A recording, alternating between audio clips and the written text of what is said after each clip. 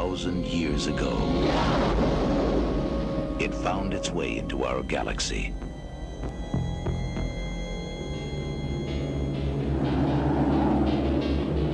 Trapped in the frozen wasteland of Antarctica, it could not escape. Now the men of Station 4 have made a monumental discovery.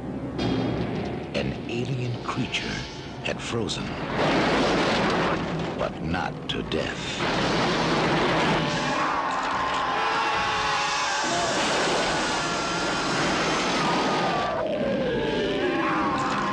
And man, it isn't Benny, is the warmest place to hide. Welcome back to the Cinema Club podcast. My name is Christopher Amick, and I'll be your host for today's episode. The Cinema Club is like a book club, but for movies. Every episode, Nick Leach or myself invite one member of the Cinema Club to be a co-host for the episode, who will choose a movie or television show, and join Nick or myself on the podcast to talk about the film or episode. Today, we will be covering 1982's The Thing. With that being said, Aldon Miller is joining us today, and you had the idea of diving into The Thing. Tell us a bit about yourself, but then also about why you like this film so much. Hi, thank you for having me. A little about myself. I've been watching movies probably for close to 38 years now, and this is one of them that I liked. I thought I would talk about it with some other people that might like it as well. I know Mark has been on the podcast before. Happy to be here with him. I know he and I have discussed this movie before, and I thought I would drag Chris down to our level. That's why I want to talk about it today, and I'm excited. Yeah, speaking of Mark, awesome to have you back on the Cinema Club. I feel like you're such a great, deep knowledge of film, so I'm excited to hear your thoughts on The Thing. I'm so happy that my obsessive compulsive nature of watching films and the fact that I'm 50 years old has actually been useful for something besides Finally trivia. paying off. I think it's a great combo. With that being said, I did want to give a quick spoiler warning because we'll be obviously diving into the full details of the film. So do yourself a favor and check this one out if you haven't already, and for some reason listening to this right now. But let's go ahead and dive into The Thing. So in Antarctica, a Norwegian helicopter pursues a sled dog to an American research station.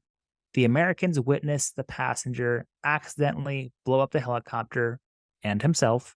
The pilot fires a rifle and shouts at the Americans, but they cannot understand him, and he is shot dead in self-defense by Station Commander Gary. The American helicopter pilot, McCready, and Dr. Copper leave to investigate the Norwegian base. Among the charred ruins and frozen corpses, they find the burnt corpse of a malformed humanoid, which they transfer to the American station. Their biologist Blair autopsies the remains and finds a normal set of human organs. So if it's okay, I'd like to do a little bit of history on this amazing movie. The first part of this is that it was a novella written back in 1938, so just as World War II was starting to kick off in Europe. And it takes place in Antarctica, and it's a quick read. I think it took me an hour and a half to read this thing. So it took as long to read the novella as it did to watch a movie. It is very much a product of its day and age. It was written in the 30s. On the other hand, it is, again, for its day and age, remarkably forward-thinking. They talk about atomic power, which obviously didn't exist yet. They talk about anti-gravity. They talk about a number of things. And they put in that they find a crashed spaceship that had been there since Antarctica froze. So 20-odd thousand years is what I remember them saying. It's probably longer. It's actually a pretty good science fiction horror story, especially for being written almost 100 years ago. Then it got made into a movie. It came from outer space in 1951, black and white film, which is an outstanding Cold War post-Roswell. Is it the Russians? Is it an alien? That takes place in Alaska because, of course, obviously the Americans and Russians in the 50s were sending airplanes near each other's homes, upsetting everybody. It was Cold War. And It's a much different story. The monster doesn't change shape, but it is a vampire. It is a plant-based monster that uses living creature blood to make more of itself.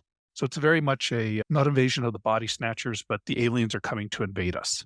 Okay. There's some good political commentary about scientists being, especially Nobel Prize winners, being nuts. But in general, it's for its day and age, the 50s, it is an outstanding alien invasion film. And then we get to 82 when it got made into The Thing.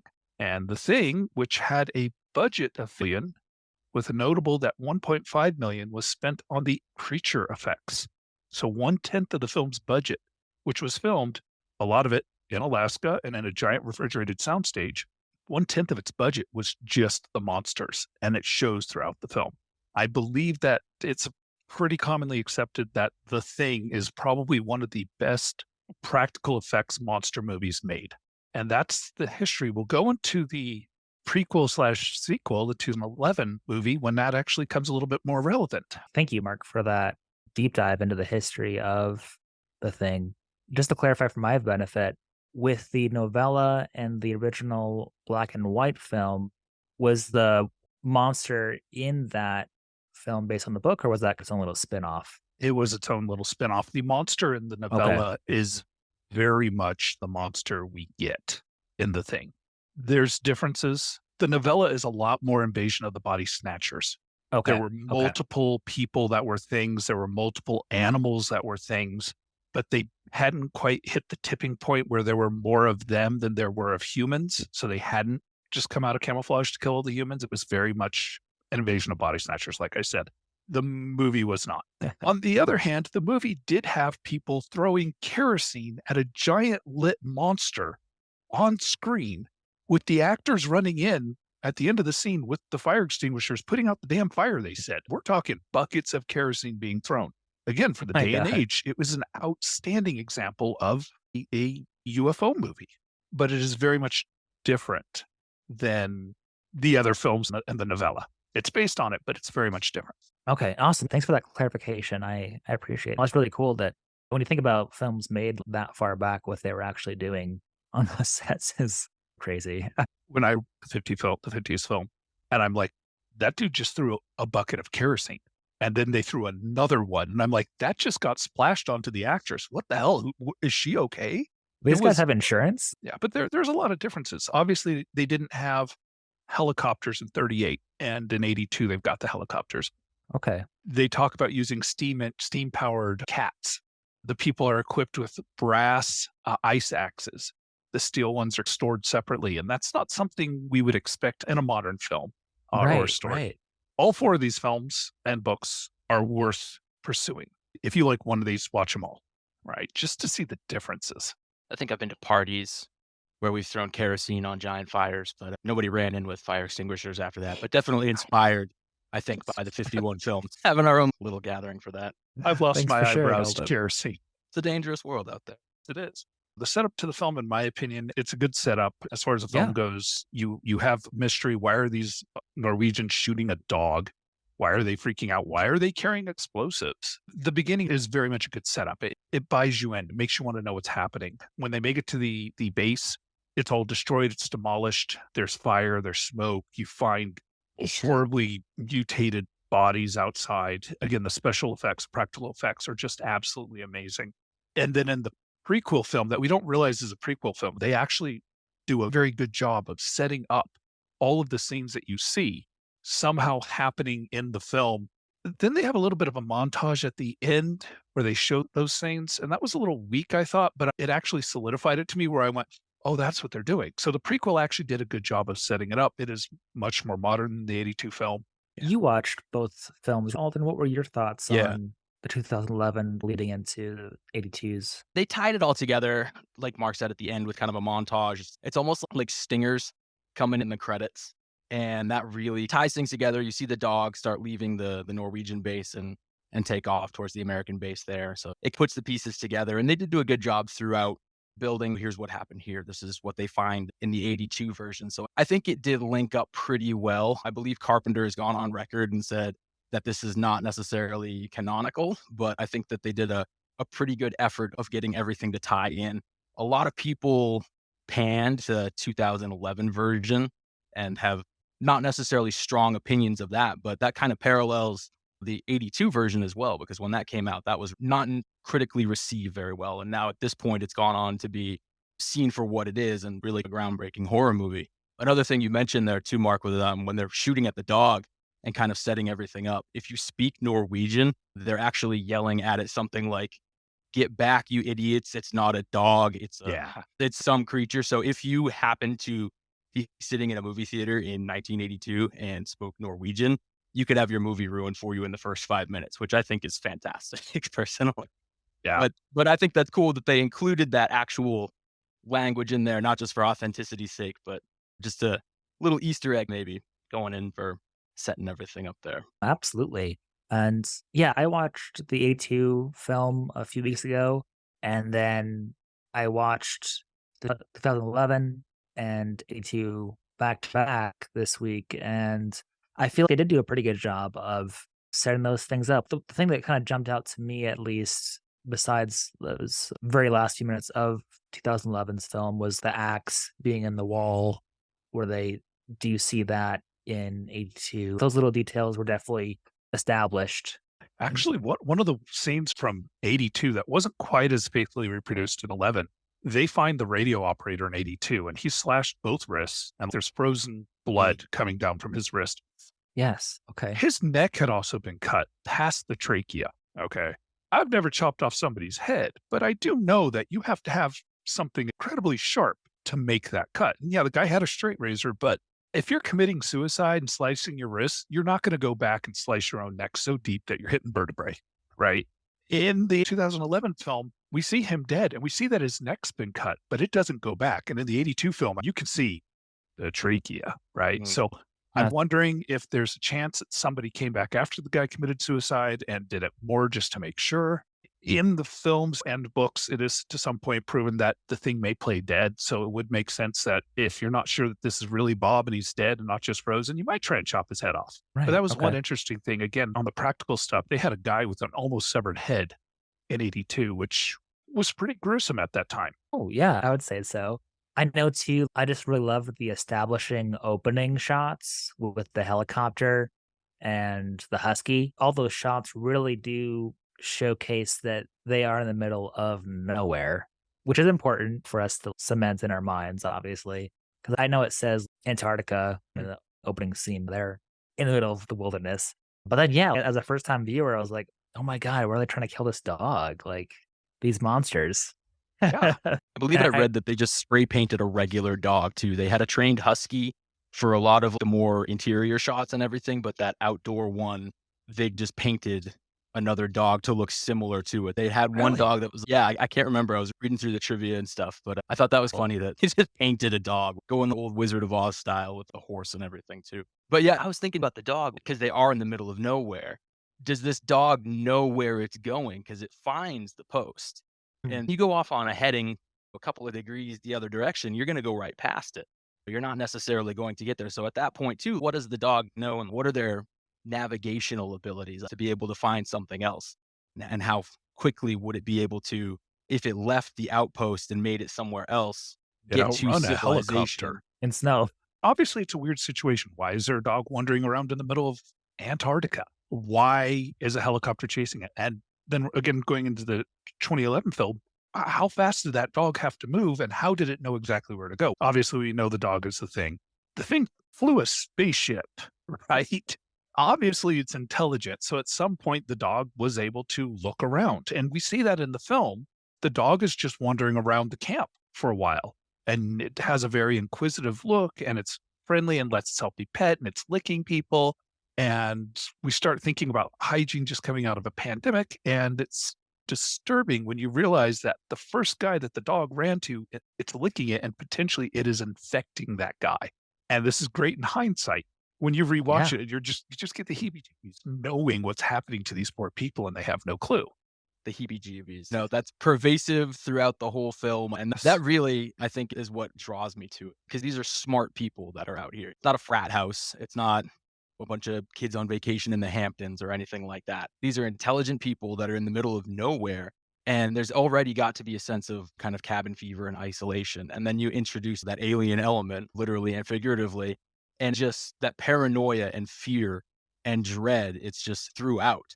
And then even further on rewatching, like you said, Mark, all right, is that dog, that's not really a dog. It's going up and it's licking faces and it's being pet. you do get that sense of, oh, just get out of there, man, get away. Because what could be happening to these people at that point, even. And then as a viewer, your wheels start turning. Okay, who is infected? How quickly are they being infected? At what point in this movie are they being infected? And it almost becomes a detective film for you at the same time. I mean, it's, you're watching Knives Out trying to figure, okay, who knows what point did they know anything? Yes. Where am I in this and everything? So it really, beyond just being a standard horror film, I think there are a lot of additional layers to this movie that really help it stand the test of time. You're right about the murder mystery. I hadn't really thought about it, but it very much is a murder mystery. Absolutely. When did Bob go whodunit. evil? Yeah. And you see it in things today too. There's influence, I feel, in that game Among Us, where you're trying to figure out on the spaceship who's the one killing people, and you can't trust people. And one of these things is not like the other. The others. And you're just going through that. So the influence keeps going. And obviously, there's a human nature to distrust and not necessarily, let everybody in. But that kind of theme, I think, really plays well to people's inner fears. Xenophobia. Obviously, Exactly. that's a Yeah. thing. And even to go way off left field, zombie movies are this. Here are people. They look like people. They move like people. But why are they trying to eat me? And why can't I communicate with them to stop? This is a common fear. It's a whole thing we can go into on just that. But this movie also, again, came out near the end of the Cold War, right? And our neighbors are Norwegians. The Russians are over there. Who knows what shenanigans are going on? What countries are doing what kind of research in Antarctica where it's incredibly isolated, right? People still believe that there's a World War II German base in Antarctica that leaves to the lizard people that live in the center of the earth. So it's a great setting for this to happen in, and it's a great way to reinforce that paranoia and us versus them, which film does well. Oh yeah, because like you guys are saying, it's playing with the unknown element really well here. And then on the psychological aspect too, I know as someone that loves dogs, I found it especially an unsettling element personally, just because we're first introduced to the thing in the form of a dog, which is a creature that's man's best friend. And like you said, just flipping the whole table on that level of trust. And I think that then sets up for the rest of the characters exactly how they turn on one another throughout the rest of the film. But yeah, so Clark kennels the sled dog, and it soon changes forms and absorbs several of the dogs. This disturbance alerts the team, and Childs uses a flamethrower to incinerate the creature. Blair autopsies the dog thing and surmises it is an organism that can perfectly imitate other life forms.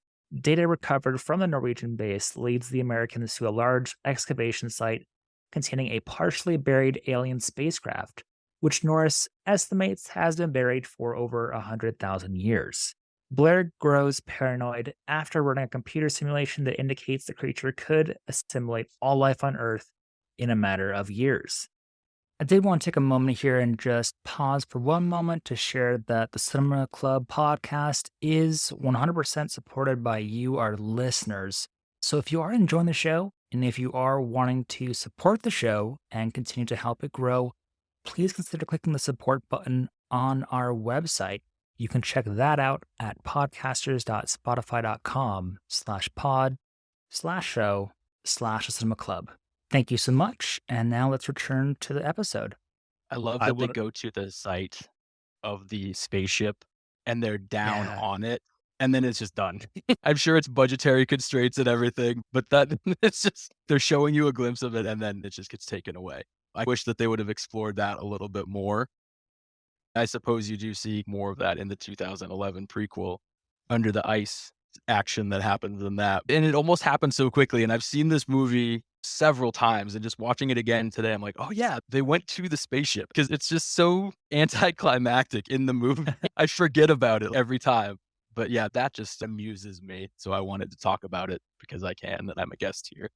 I actually think that when McCready gets back, he has switched from, gosh, this is weird, to, oh, we're fucked. Because he was pretty serious. He was pretty like, what's going on when they go out to the crash site. But when he gets back, he's definitely, guys, we're fucked. Two things about this part of the film. A, I was disappointed as I grew up later and realized that there were not nearly this many flamethrowers in the world. I was angry and upset that I do not own a flamethrower, because apparently every camp has at least two, if not more. I was very disappointed by that as a life fact. I hated the dog scene. Okay, it's well done. Oh, it's well done. It's disturbing. It's creepy. Man's best friend. Those dogs were not making happy noises. They did not want to be Mm. there. And one of the dogs is trying to chew through the metal enclosure to Yeah. get out and is succeeding. And I know it's movie magic and all that stuff, but that desperation hits you. The dog knows it's dead, so it's trying to escape.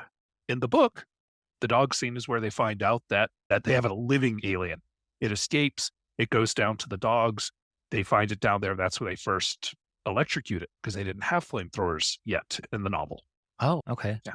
I feel like a flamethrower is almost more of a primitive weapon than being able to electrocute somebody. But whenever I think of old sci-fi, it's always with the coils and the zapping Yep. between and everything. I guess I can conceptualize that, but I too am disappointed that you run across fewer flamethrowers than you're led to believe as a child.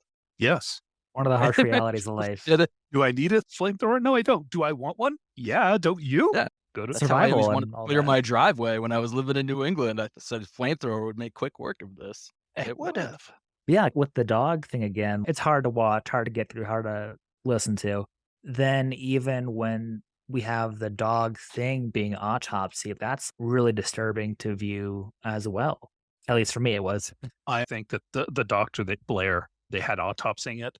I honestly think that he had no idea what he was getting into because they catch his face, his reaction, and there's times he looked like he's about to vomit. That's Wilford Brimley, I Yep. believe. He was about to vomit. He did not enjoy doing that scene from what I've read. From what I have read, he was a little antagonistic about the movie. He did not necessarily enjoy doing it the entire time. And I think a lot of it does have to do with there is that disturbing element with the dogs and things like that. Of course, you can have CGI graphics and things now, but for 1982 and even still, it's very well done. And I think that's part of why it is so disturbing because it is visceral and it is very well done with the effects that they were able to achieve. I believe I've also read that I want to say his name is Steve Button, is the effects guy. He worked himself to exhaustion and I think he was hospitalized and then had started saying, I'm not doing dogs anymore as part of his career for doing a lot of this movie makeup stuff.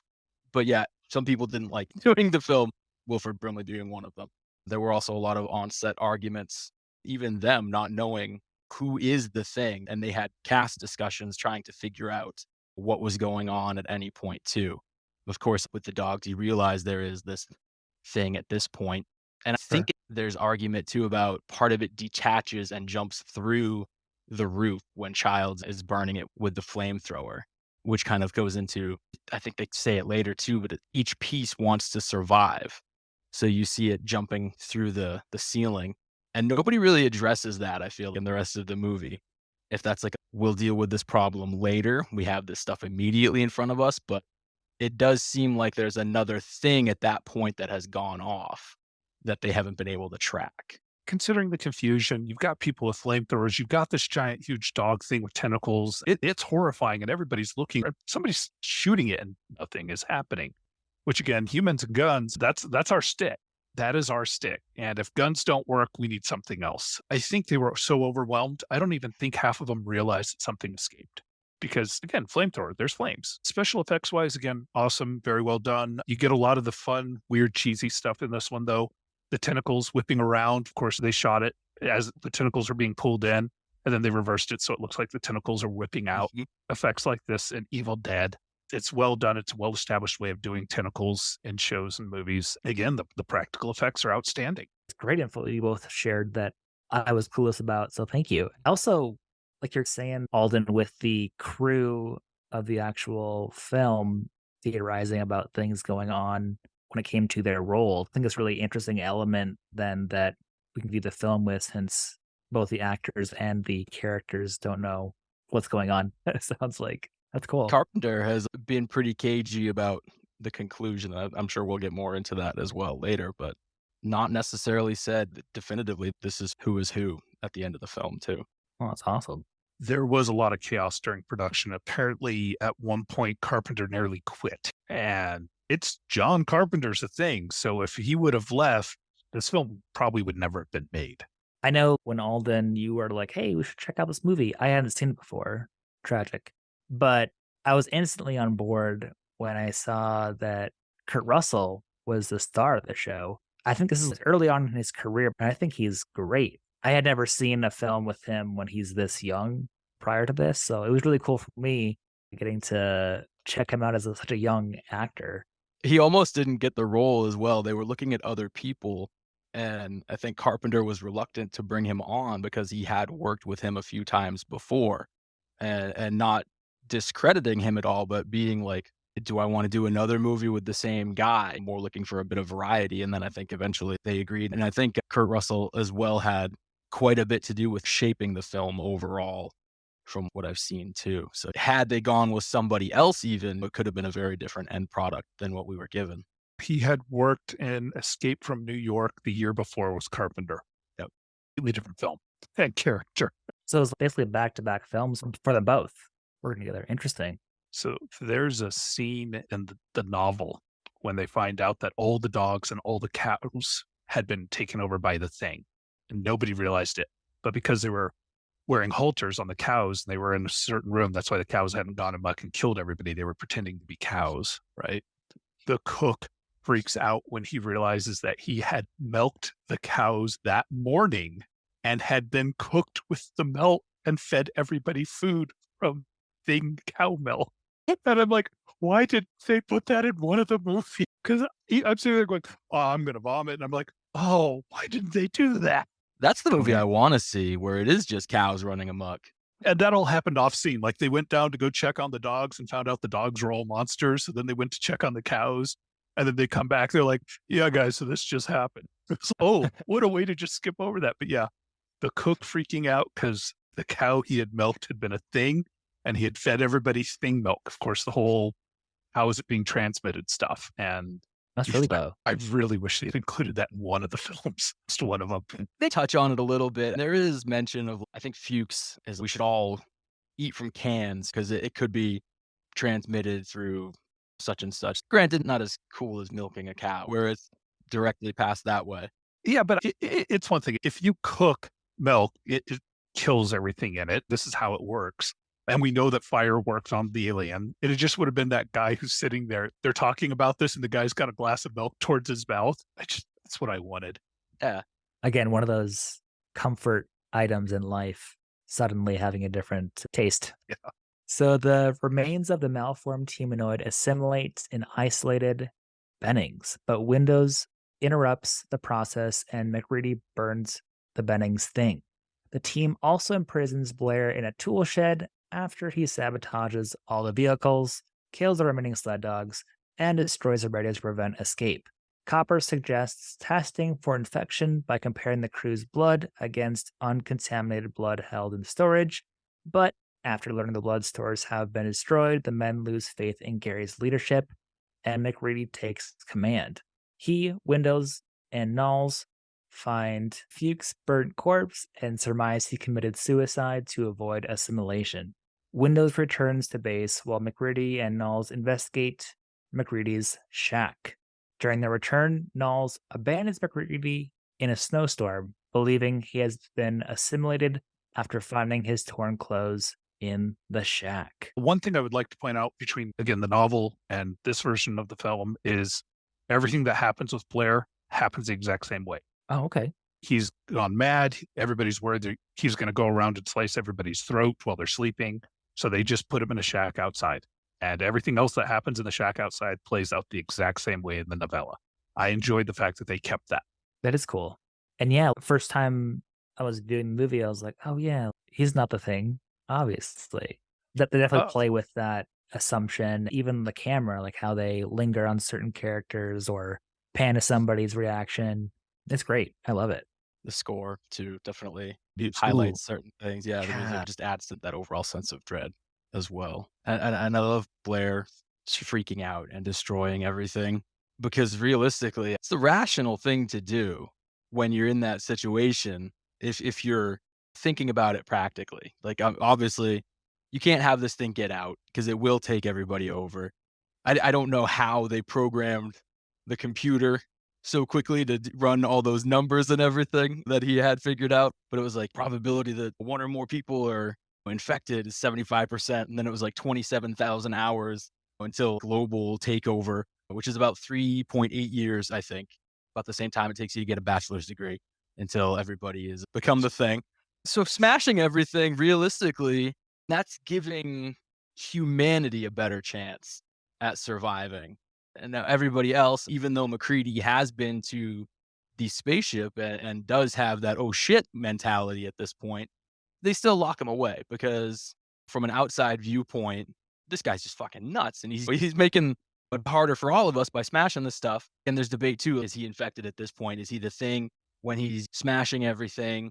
Or does he get assimilated after he's out in the shack and things start going on there? I feel like he is perfectly human anyway, maybe not sane when he's smashing everything up, but I think that's probably the right course of action to take at this point if you're trying to contain any kind of outbreak with it. Yes. I agree entirely. I think he was assimilated while he was in the shack. We'd already mentioned the fact that there were those two parts that escaped up through the roof that nobody accounted for. That's the easy one right there, right? If they managed to stay warm long enough to make it to the shack, they easily could have gotten into the shack because we see how easy it is to get in and out of the shacks later in the film. I agree. He was human till he was at least put in the shack. His advice on eating individual servings of food, I think he was still human up to that point. Or if he had become infected, it hadn't taken over yet. I'm glad you guys touched on this because it was definitely a question I had. So basically, our assumption is that they all killed Blair because they left him out in the shed, basically. But he was the only guy that was like, hey, I gotta, for humanity's sake, wreck everything. Yeah. And he had a gun and was shooting at people. Yeah. Just because he Very couldn't get a valid. flamethrower. If he'd had a flamethrower, dude, they all would have died. If he'd been able to get a hold of a flamethrower, he would have lit the radio room on fire and he would have walked through the entire building, torching everything, which would have killed them all until search and rescue came and recovered the bodies. And one of them would have de-thawed on the flight back home. And all of a sudden we have an airplane going down over the Atlantic or in South America. Yeah, everybody's lucky he didn't get a flamethrower. And he's not wrong. He did what was right. He just broke somewhere getting there. Excellent rebuttal / deep dive into that character. Is this where they do the autopsy the first time? No, somebody has a heart attack. Have they hit at this point where there's the heart attack? It's right around here. Norris has his heart attack. Does he have it before or after they let McCready inside? It's after, because it's when McCready comes back in, he makes his way back in with Knowles, and he's like, hey man, somebody else could have moved my clothes, and they're all pissed at him. But he's got the flare and the dynamite, and they're all confronting him from the front, and Norris is one of the ones that sneaks around to the back, and they tackle him. McCready's like, well, where's everybody else? And then immediately he gets smashed from behind. And while Norris is on the ground in that storeroom, they're, oh, he's not breathing. Now, at the beginning of the movie, they have the dog, and I think this is fantastic animal acting. When they have that hallway scene, the dog is coming down, and it's just super ominous, and it stops, and it takes its time to look in the room, and you can see almost like the wheels turning, knowing it's not just a dog. This is something nefarious going on here, and the dog is just picking its target. And it goes to that last room, and all is the shadow on the wall. You can't tell who it is. And Carpenter used a stuntman for that actual silhouette because he didn't want to have anybody, oh, it's obviously this person. But a lot of the debate is that Norris was that person that was infected right off by the dog at that point. So Norris has been running around playing human. They offer him control at one point, and Norris says, sorry, fellas, I'm not up to it. And that's why McCready gets put in charge. But yes, getting back to that, that's when he has the heart attack, and they begin to do the autopsy on Norris there. And that kind of opens up that whole plot point there. From the Thing's point of view, them trying to do chest compressions, it's playing dead, right? But then they grab the paddles and they shock it. And then they go to do it again. What it does to him is purely defensive because electricity bad, especially that much electricity. Man, that scene of the entire movie, I'm like, okay, the dog was a little, and then the mouth opens up and chomps and screams and blood. And I'm just like, oh my God. Arms are gone. They had a double amputee with fake arms, put the fake arms in there, and then a hydraulic shut, and he rips it off. So that's how they did that effect, is they had a double amputee for it. They did that with Event Horizon too. With a lot of that stuff, they had amputees with a lot of the really horrific stuff to give it that more authentic look. I didn't know they did it with the Thing, so that's cool. A precursor to it looks horrifyingly real for a reason. Yeah. fly trap your Instantaneously. arms. Brutal. Again, the practical special effects. Wow. The monster Yeah. and what happens and the freaking out, the people screaming and running. Head melting off, the head coming sliding down, and then getting the crab legs. And I can't tell if they're eyeballs or legit if they're testicles or something that's just coming out there, because it seems like in a panic, what the head is doing is because it can take on the form of whatever it has assimilated previously. So that's why you're seeing things looking like these giant crab legs and stuff like that. So I don't know if it's just survival mode, like not quite sure what it's programming to be and putting Sure. those other things out there. But yeah, just that head going and everything. It's chaos. That scene is really well done. So for me, the head is one of those two parts. It's amazing. It's awesome. They tried it. It's also the dumbest and cheesiest looking thing they do the entire film. Seriously, the head skimpering around upside down, and it's horrific enough and gross enough that my suspension of disbelief stopped. They still did an amazing job. They still did their best. I know exactly why they did it. It was just a little too much for me. And I don't know Really? how they could have done that better. I don't think they could have with what they were doing and what they had available.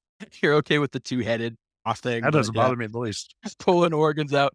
Oh, that head. Going back to the novel, they talk about the fact that when the thing activates, blades come out, tentacles come out, toothy maws, everything comes out because it's been so many places and it's acquired so many life forms over the years. That's horrifying. On the other hand, in the book, a room of 30 men beat one to death and tear it apart with hand weapons.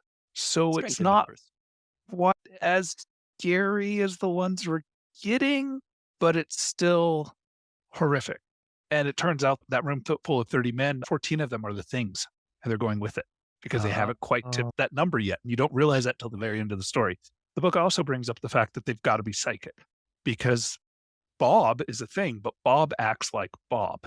And the only way that Bob can act like Bob is he absorbs all of the memories, and Bob can now read your mind and what you expect Bob to act like. And that's not touched on in the films at all. But in the novella, everybody knew it was psychic. Everybody knew it was reading their mind, and they planned and plotted things accordingly. I feel like in the 82 one, they almost definitively made it so they could not communicate psychically, not only with themselves or like mind reading, but because it seems that at one point at least, there are two things in the same room that could have coordinated efforts Yes. to do things. But it gets back to that self-preservation where you're going along with the group. We might lose this one, but there are 14 others right here. And we're giving ourselves a better chance to infect more people by not giving ourselves away. The Even- long game. Yeah, 14 could probably take 16 if you're playing it mathematically. But if you're going to do it safe, that's the way to do. You go along with the crowd, you sleeper cell style, you infiltrate until it's time, and then you do something. And that becomes the whole point of the blood test that we eventually get to, I think, after this. Yep. He makes the point that every part is an individual. Mhm. And that's why the blood doesn't just sit there and let itself be cooked because it has that drive to survive. That's why the head's separated from the body, because not only could it do it, but it's its own individual. Right. I think that's a really big thing. And I think, there's definitely a lack of communication between the parts. Yeah, I agree with you. Let me read off that part because there were some other aspects in that part of the film I did want to try and dive into. The team does debate whether to allow McGrady inside, but he breaks in and he holds the group at bay with dynamite. During the encounter, Norris appears to suffer a heart attack. We talked about that. Copper attempts to defibrillate Norris, and his chest transforms in a large mouth and bites off Copper's arms, killing him. McReady incinerates Norris thing, and its head detaches and attempts to escape. Again, that little cheesiness there, before being also burnt. McReady hypothesizes that the Norris thing demonstrated that every part of the thing is an individual life form with its own survival instinct, which we also just dove into. He proposes testing blood samples from each survivor with a heated piece of wire and has each man restrained, but is forced to kill Clark after he lunges at McReady with a scalpel. Everyone passes the test except Palmer, whose blood recoils from the heat. Exposed, the Palmer thing transforms, breaks free of its bonds, and infects Windows, forcing McReady to incinerate them both. I felt bad for Windows. He was like so happy that he wasn't the thing, and then literally 3 minutes later, he was getting incinerated. He's on fire. Yeah. Gary, the station commander, after this scene where they do the fire test and all that, and him, oh, hey, great, this is awesome. Would you mind getting me off? Fucking Just that slow build up to screaming at them because two of those guys were tied to the couch next to the thing. Right. And how horrifying would that be to be caught in Right. that situation? It But was a shame the guy that got killed. He was pure human, but I understand why that's he tried to kill McCready. McCready's staying there with the flamethrower and dynamite. That is not your friend. It's definitely your not. I had the thought process, oh, why is he tying them all up like with the same rope, I think, even too, like to the same piece of furniture. They're, I was like, this is they're, all, not gonna go well. they're all stuck together like reindeer from Santa's sleigh. Like none of them can get away. They're all tied to it. Yeah, it's a bad system. Yeah. But with what they had at hand, what else could they have done? So, yeah, that whole scene right there, again, good special effects, good character Yeah. building, a lot of tension. Every time that heated piece of metal touches the blood, something's going to happen. And then it finally does. I love too that something happens, like you see the blood leaving on the floor. Even the blood is trying to Mhm. get away. So it's just, oh my God. And then it's right back to business as usual. Like for the next thing, they're like, okay, next test. Immediately after all this giant chaos, they're like, all right, next step. It's just so casual getting back to everything. So yeah, I don't know if they're numb to it at that point or if it was just the way it was edited, but that kind of made me laugh.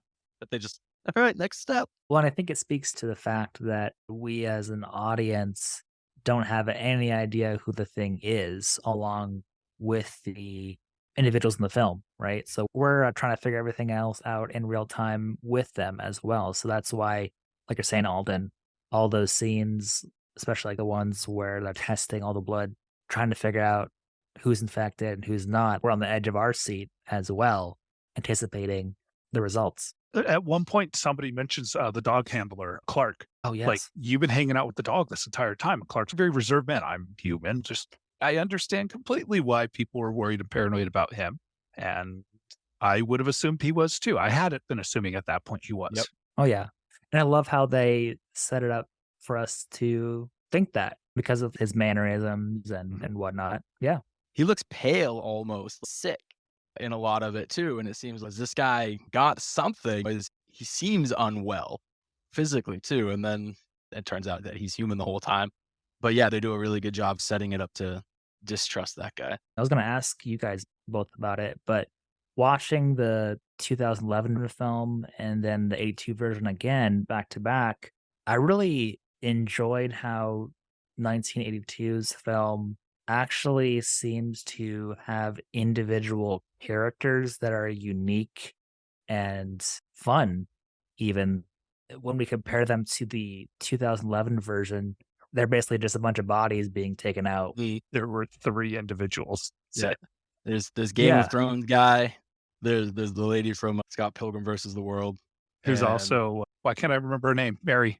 Mary Elizabeth Winstead, I think is her name, Yeah. right? We did Fargo too, a season of that, which was also pretty good.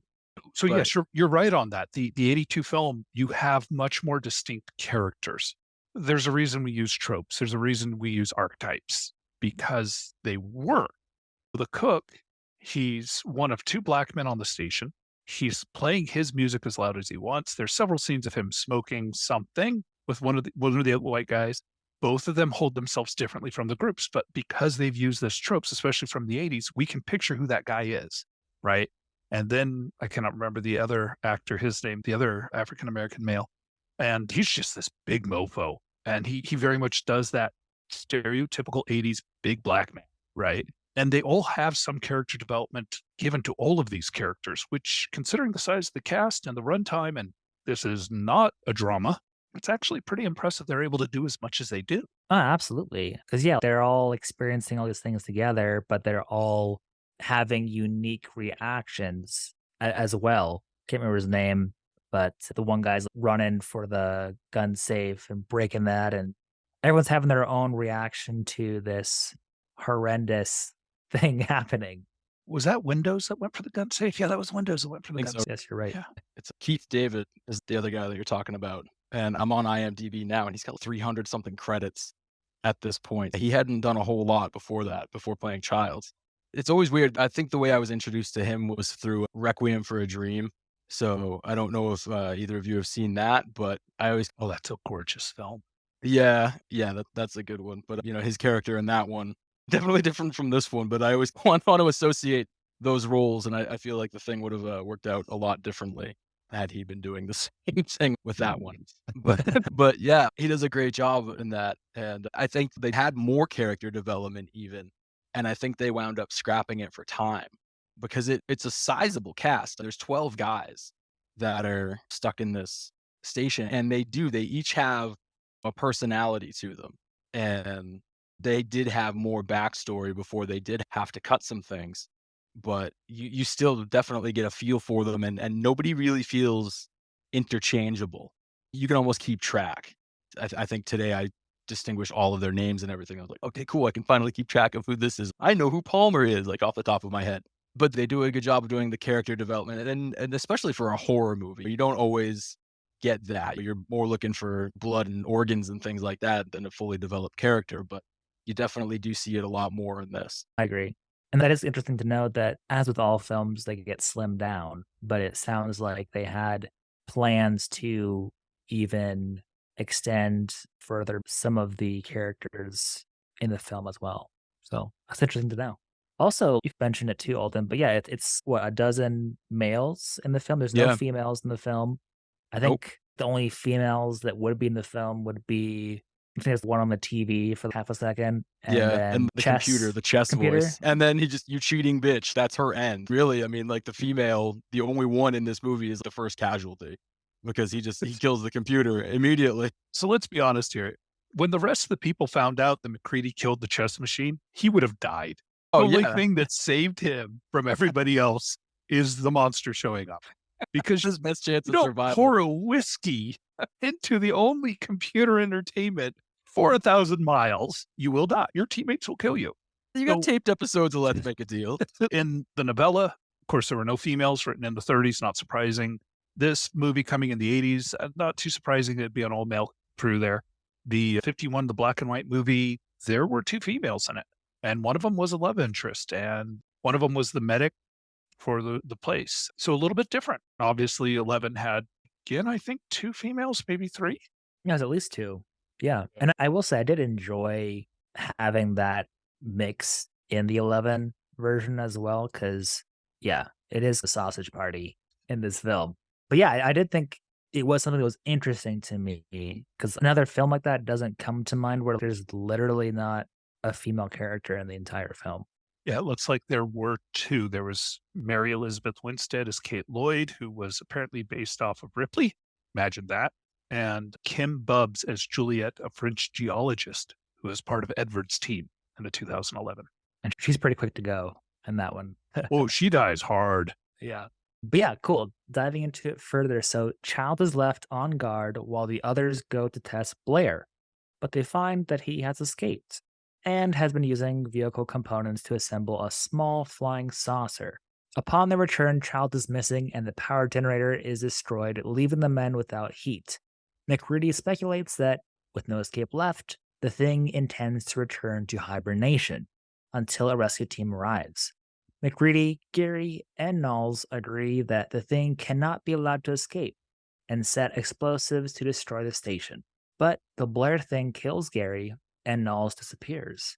The Blair thing transforms into an enormous creature and breaks the detonator, but McCready triggers the explosives with a stick of dynamite, destroying the station. Child returns as McCready sits by the burning remnants, saying he got lost in the storm while pursuing Blair. Exhausted and slowly freezing to death, they acknowledge the futility of their distrust and share a bottle of Scotch whiskey. So again, going off of the novella, Blair was building an anti-gravity backpack and had almost gotten it to work. It was actually strapping the backpack onto it when they break in and they kill it. So again, for a 38 story, having an anti-gravity backpack was pretty darn cool, right? Not something I would have expected out of a horror story. Yeah, we all got those now. Yeah, exactly. Yeah. In the 51 film, the creature was hunting down more people for their blood because one of the scientists had discovered a seed pod and had been growing blood using the plasma from the station to grow its own, which they, of course, destroyed when they found it. But the monster had taken over the greenhouse, had captured 2 scientists and had bled them out like cattle, and was now coming for more people to keep its babies healthy and alive. So a little bit difference Damn. between what we got in the story, but I do appreciate that The 82 film had that original ending with Blair. I like the idea that you could build an anti-gravity backpack or a spaceship using components that are maybe not necessarily readily available, but at least commonplace enough to be on an Antarctic science outpost that you could build them. You just have to put them together in the right configuration. You get some pieces from the radio, you get some pieces from the helicopter, a little bit of intergalactic know-how, and then you got yourself a spaceship there. So I enjoyed that part. But also it's showing you that this creature is just so much more advanced than the human intelligent aspect of this too. Because if it does know how to do this thing, and relatively quickly too. Time is a little wonky in the movie, but you can put the events taking place over roughly a week. There's not quite that long even, but I think at one point McCready says we've got 6 hours until the storm hits, and then when he's recording his message, he says the storm has been here for 48 hours. So there's a few days that this is taking place over. So to be able to construct that quickly and in secret too, it makes you wonder what else has it been camouflaging itself as to get out and get these components? Because if it did have to go in and get the smashed bits from inside the outpost, in addition to the helicopter pieces and things that were outside, had to make those trips too. You're definitely dealing with something that's going to fuck everybody up if it does get to humanity. It has the knowledge, obviously it has the directional ability from the dog in the beginning, so it knows where it's going, And the will. to absolutely to do what it needs to. It's funny that I guess it crash landed in Antarctica 100,000 years ago. It was probably having some spaceship trouble, and that's why it landed there, because obviously that's not an ideal space. But yeah, highly intelligent being, super navigational ability, on board GPS system built right into its alien DNA, still manages to crash in the most inhospitable place. It probably would have been worse if it crashed in the ocean. That's just my assumption. We don't know exactly when Blair's assimilated, right? He has at least several days of the outside being completely open to him to do whatever he wants because everybody's huddled inside to avoid the storm. And there are several times during the film where you'll see a shadow walk by, somebody out of focus, and somebody in focus goes and looks, and there's nobody there. Yep. So Blair very much had the run of the camp. Yep. Everybody thought he was locked away, and he wasn't the monster because he had not been the monster. Yeah, he had several days to do this. But yeah, the fact that he was building a spaceship or an anti-grav pack or whatever in days. One of the fun things in the novella is they talk about the fact that the radio man has to keep sending out positive messages so that a rescue expedition is not launched until they can figure out what's going on with the thing. Oh, okay. Yeah. Interesting. And Blair just completely smashes the radios, which would have triggered a rescue operation eventually. Yeah, I think I did remember reading that they had to send out the everything's okay signal so that maybe more people didn't come and then get exposed. Because, yeah, there's got to be fail safes within scientific research communities, things like that. You don't hear from somebody, but they, I think, established already, I haven't gotten anybody for weeks and you want me to reach somebody now? Yeah, as far as the film as a whole, I think the location was great. It does a great job as far as making us feel very confined and realizing they're very much stuck together as things escalate. And honestly, the storyline of the film is fairly simple, but it's executed to such a high level. Even just the time they spend on shots or cutting away from shots, other shots, is great. And it really helps build that tension as things are escalating. You can mention, I think, a little bit earlier, Alden, the soundtrack in the film is outstanding. Even in the very beginning of the film with that helicopter coming in, we hear that music already. They hit every aspect that you want to see in a good film. So I now have the question. McCready and Childs. Yeah. Who is the thing? What's your opinions? I know what mine is, and I'll back it up with what I think is evidence, but I'm curious. What do you guys think? It is interesting because I was looking into this because I was curious. But the film editor, Todd C. Ramsey, shared that he made the suggestion to Carpenter to film a happy ending for the movie, purely for protective reasons, while they had Russell available. Carpenter agreed, and he shot the scene in which McCready has been rescued and had a blood test proving that he is still human. But Ramsey was saying that the thing had 2 test screenings, but Carpenter did not use the sequence in either one of them. as the director felt the film worked better with its eventual conclusion. So the alternate ending with McCready hasn't seen the light of day, but it was something I guess that they created, but just decided not to go with. Cool. Didn't know that. Yeah, it was super interesting. Definitely wanted to share that because, yeah, it is such a cool ending that it leaves that door open to interpretation. So you think McCready was human? So do you think Childs was a thing, or do you think he was human? Really don't know. I think definitely one of them has to be the thing at the end of the day. But I don't really lean one way or another, honestly. It's a 50-50. But I'm definitely interested to hear your guys' theories/opinions. I think that's a good way to have it be ambiguous there. Mm. And they were told to act as though neither of them were the thing, that they were both human at the end. But Carpenter has said he hasn't really revealed what the truth is just because of the kind of art that I liked. I like it better that nobody's the thing and it's just two people freeze to death in despair and die. Paranoid. Yeah, exactly. That's all it is. And it's just two guys sitting there staring at each other as their body temperature drops and they eventually freeze to death. And that's horrific because that is A, an awful way to die, and B, to have all of those feelings of dread and mistrust be the last thing you feel. That is awful. And I love that. I think that's a great way to end it. And I don't know what Mark is going to do with his evidence. I've gone down YouTube rabbit holes. There's all kinds of theories. Oh, the bottle that he passed him wasn't really whiskey. It was gasoline. And that was the test when he drank it and wasn't like, oh, this is gasoline. He's like, yeah, I found you out. There's things about the breath being seen, but the lighting does that. And just watching it again today, I'm like, you can see child breath right there. He takes a swig, there's the breath. So that discredits that. If you watch it on VHS, you can't see crap, right? Yeah, but if you watch it modern digital, you can definitely. Yeah, the higher def stuff. Yeah, you can see things like that. And if you're following breadcrumbs throughout it, and I'm sure Mark will go through this too, but there's enough to show you that, okay, Childs is the thing here. And he's coming from McCready at this point. When they're all out in the shack and they see somebody and they think that it's Childs leaving to go after Blair, the generator gets cut immediately after.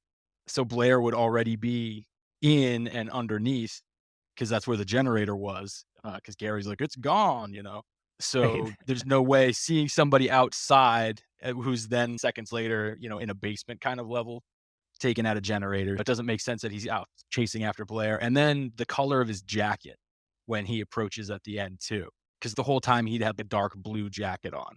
And then when he gets to McCready at the end, he's got a white jacket on. And there's a tracking shot that kind of shows towards the end of coming up these stairs and through the hallway. And you see that, oh, Childs isn't here anymore. There's all these jackets on the wall. And there would have been a previous shot where there were the blue jackets. He's still wearing that. And then this jacket is missing. This other one. The thing, it can't assimilate clothing. That's why you're seeing people's long johns and things like that. You find some bloody clothes. Shit, it took somebody over, but they had to get dressed. So you can assume, all right, Childs is now the thing, but he had to go find something else to wear to come out there. There's that kind of theory for he is the thing.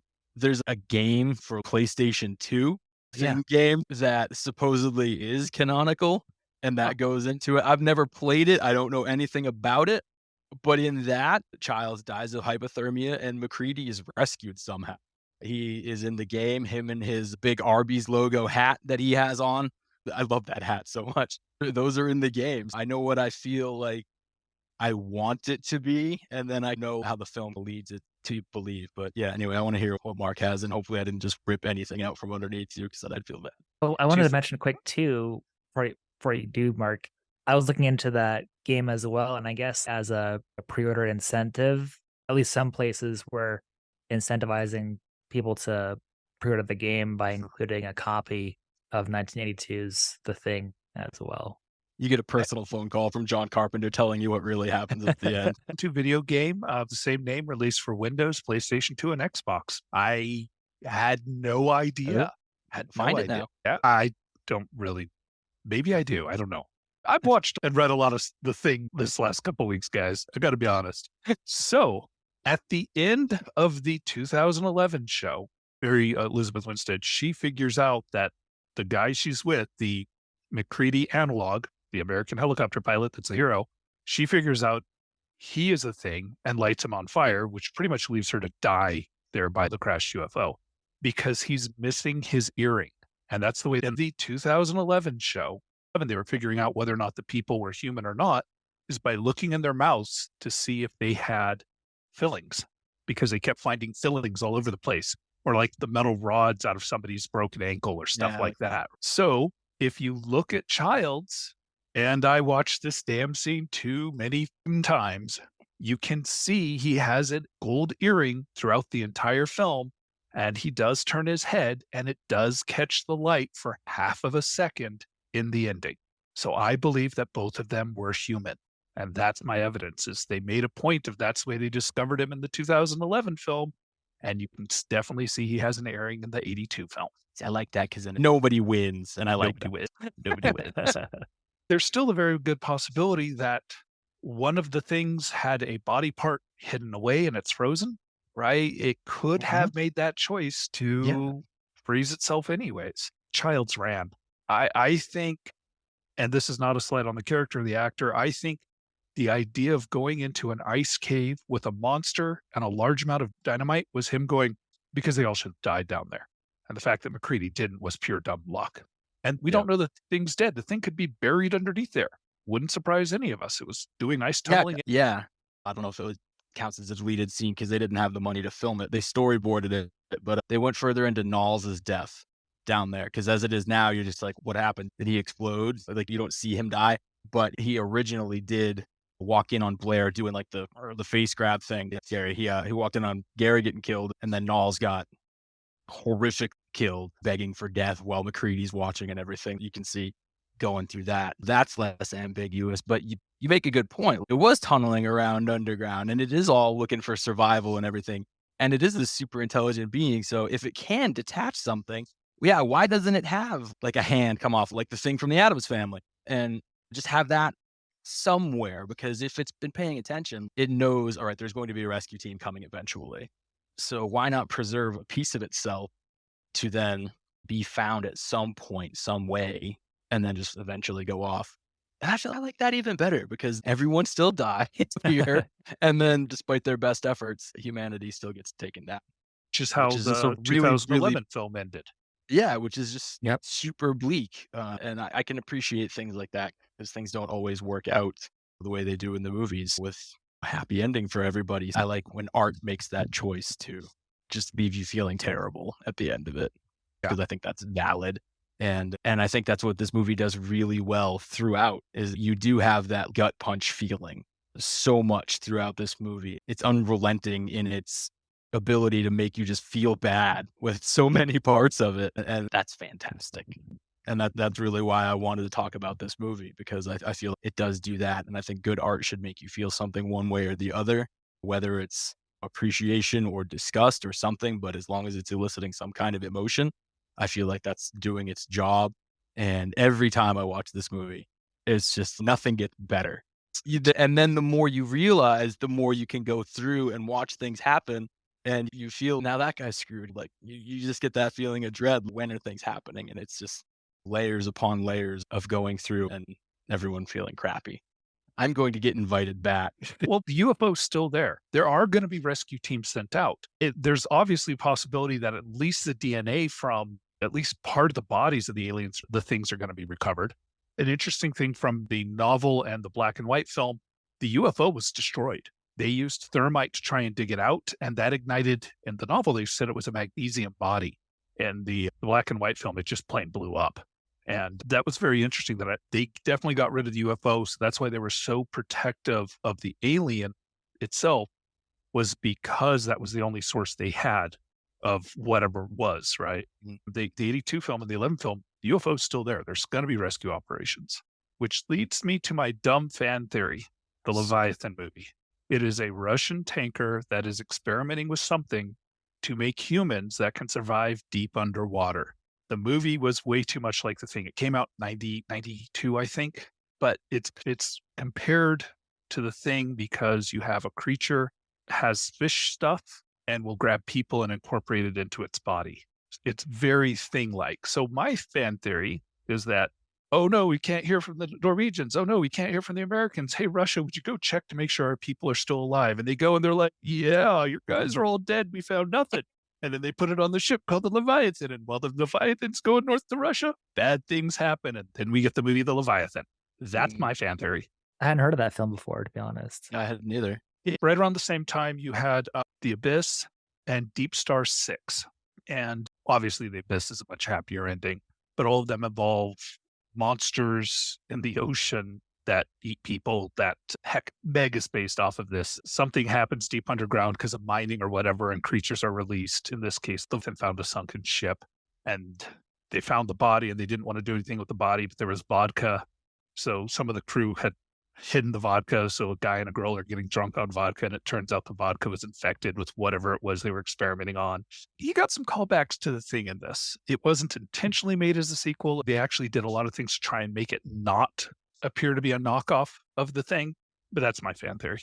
And it's interesting, circling back to what you were saying, Alden, about how you appreciate art that goes one way or another when it comes to emotions. I think it's definitely interesting to keep in mind when we look at how poorly it did at the box office at the time.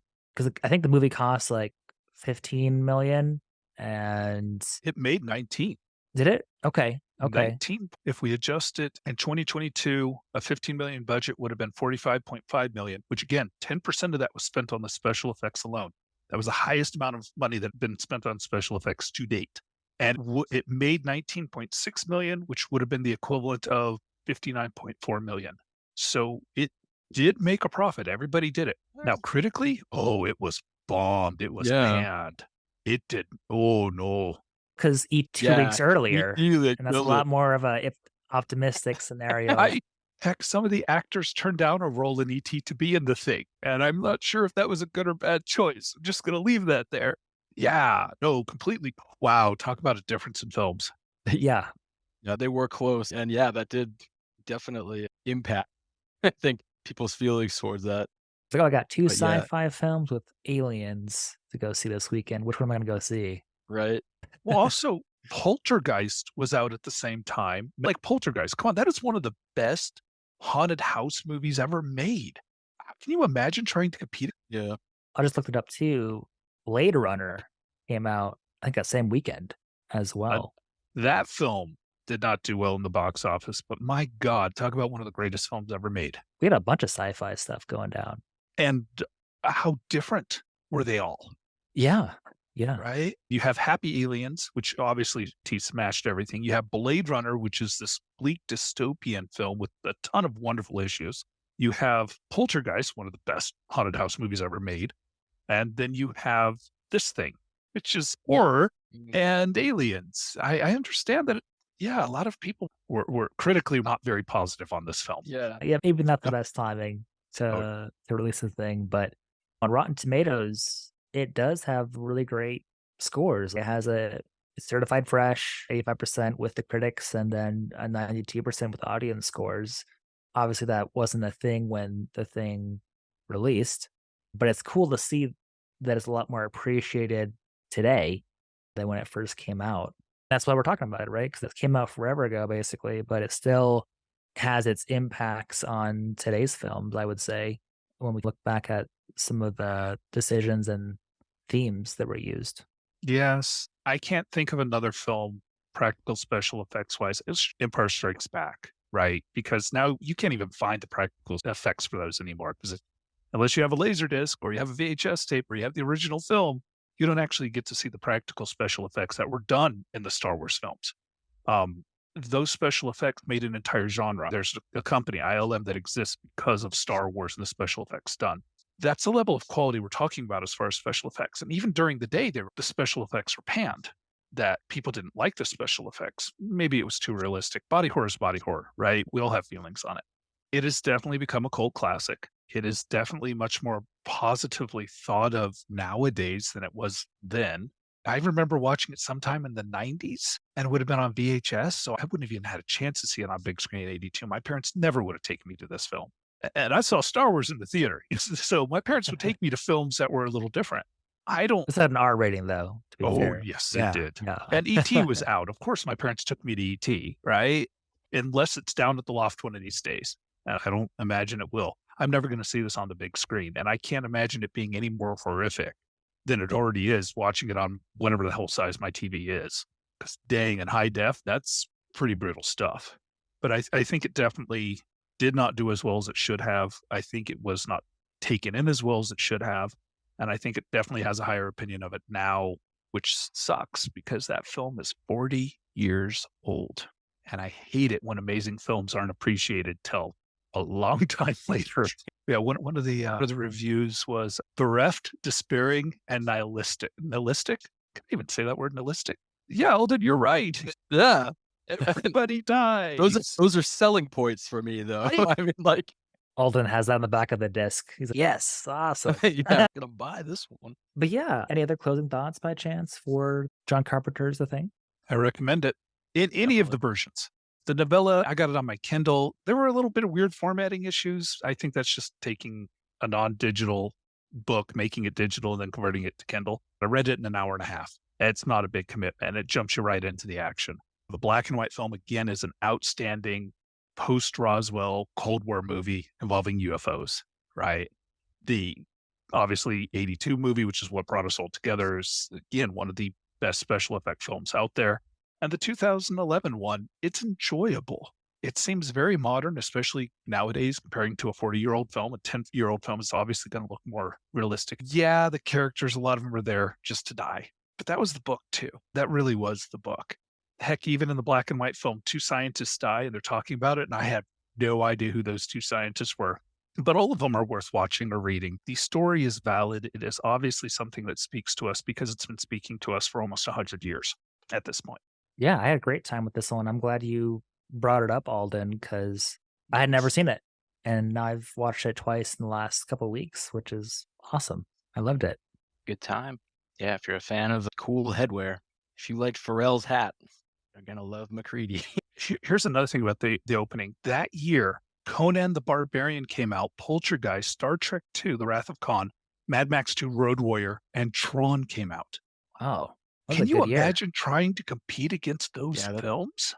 That's some stiff competition. Wow. 82 is a good year for movies. I'm not going to lie, but can you imagine trying to compete against Conan? A lot of classics that came out that year, yeah. Yeah. Road Warrior, the best Mad Max film as far as I'm concerned, and I will fight you on this one.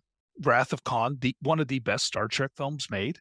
Heck, Conan the Barbarian. All of those films are amazing, and that's what they were competing against. So, of course, it didn't do as good. But look at the competition. That would have been an A-list film any other year. Yeah. Which I think has been borne out by its reception, unfortunately, nowadays, 40 years later. 4 decades later. Yeah, exactly. Watch them, read them. You owe it to yourself. I want to now, especially if the novella is, I said, an hour and a half read. I'll definitely check that out, find that on Amazon or something. And it was cheap too. I think I paid $2 for it. Totally worth it. Hour and a half for me to get through it. And it's fun because you're going to be able to read it and you're going to see all the things that were taken from this story and put it into the different versions. It was good. We know that Aldon doesn't read. I'm sorry. Yeah, it's true. That's a 3-day read for me. Get the audiobook. It's all right. Yeah, right. I don't even know if there is an audiobook for it, honestly. Mark, you got to record it and read it for him out loud. Yeah, read it to me. Do the voices too, all right? I want each of those 30 men in the room to have their own unique voices. There's going to be Wilhelm screams everywhere. This is like an old-timey radio show. I think it's definitely a good movie, worth checking out. It's taken some time, but it's definitely gotten its due. It's Carpenter's favorite film of his, which I think also says a lot because the man also did Halloween and Ghosts of Mars. But yeah, it's a quality movie. It still holds up today. Other movies from that era, and you're like, oh, that looks so fake. But the effects are really well done, and the emotional impact that it has is definitely worth the price of admission, as far as I'm concerned. Absolutely agree. I'm looking on Wikipedia, and apparently the thing is screened every year at the Amundsen Scott South Pole Station. Yeah. That would be awesome. That's quite the experience. That's a great tidbit, Mark. That's a fun way to do it. Why did I not know this? Wow. Okay. Anyways. Thank you both so much for doing this. I appreciate it. It's been a lot of fun. And we'll catch you guys all next time. All right. Cool. Thank you for having me. Definitely appreciate it. Thank you very much. Absolutely. And that'll wrap up this episode of the Cinema Club. If you have not already, feel free to join the Cinema Club Facebook group at facebook.com/groups/the Cinema Club TCC. And you can always listen to the podcast anywhere podcasts are found on iTunes, Spotify, Stitcher, Google Play, and anywhere else you hear podcasts. Please consider also leaving us a review on iTunes. It really does help us reach more listeners. And also feel free to invite more new members to the Cinema Club podcast if you are enjoying the content that we're putting out. Also wanted to share that you can email Nick or myself at the Cinema Club TCC@gmail.com if you would like to be on the podcast in the future. And again, finally, we are completely supported by you, our listeners. So if you are wanting to support the show financially, please consider clicking the support button on our website. You can check that out again at podcasters.spotify.com/pod/show/cinema club. Thank you again so much for joining us, and we will see you on the next one.